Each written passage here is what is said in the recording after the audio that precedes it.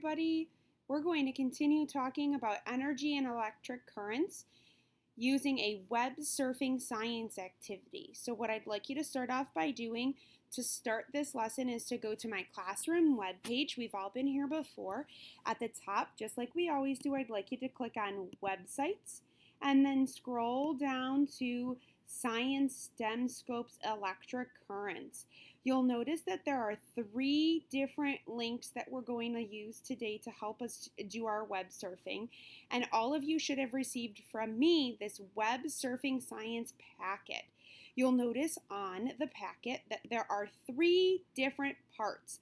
Part 1 is the first page, and Part 2 and Part 3 are on the second page.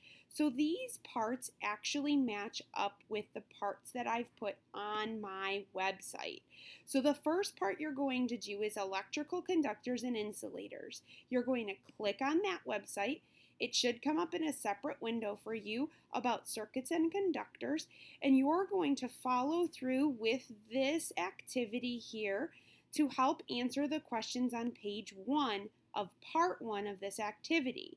You're going to look at the questions, do the activity on the website, answer the questions, and continue doing that for all of the questions on this worksheet for part 1, making sure you've answered all of the questions.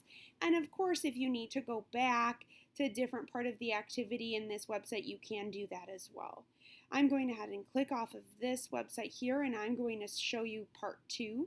Part 2 is the second page, the very top part of this page. It's a separate website that you'll see over here on the behind screen here. You'll do the same thing. You'll go through the different activities on the website and answer the questions as you go along, making sure that you fill in the answers here on the lines for part 2.